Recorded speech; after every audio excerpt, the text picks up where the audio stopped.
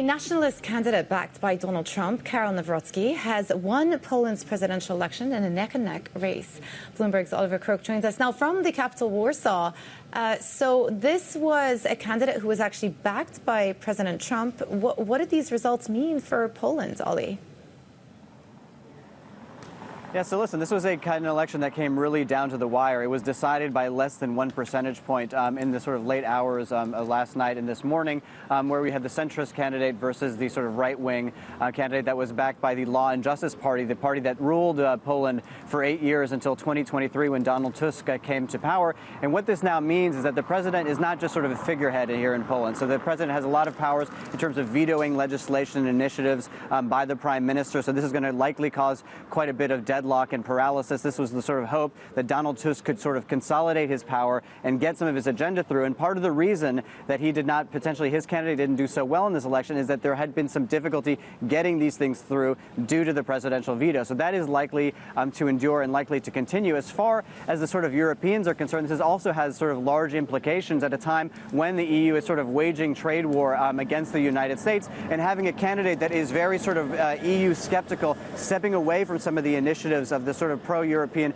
pro-Brussels initiative is something that's going to resonate far beyond the borders of Poland. Yeah, and we're keeping a close eye on developments, obviously, between Ukraine and Russia. What are the implications, as you were just talking about, beyond Poland, also for European politics and potentially for NATO as well, Ollie?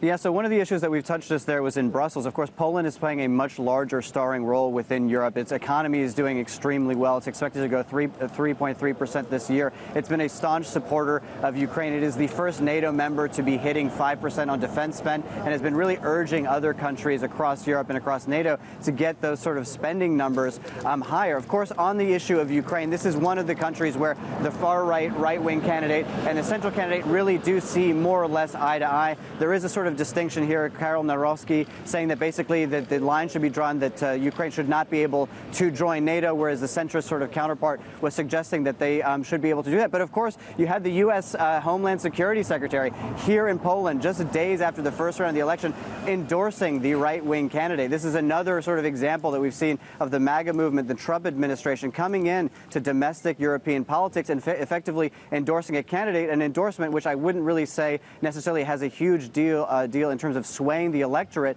but it just shows you sort of how interested the Trump administration is in sort of pushing these right-wing candidates and creating more sort of disharmony within the EU at a time when the sort of EU unity is being tested in a radical way as it's dealing with this trade war. And this, again, will send another signal that, that potentially you don't have quite as much support as Brussels would like to see at this time.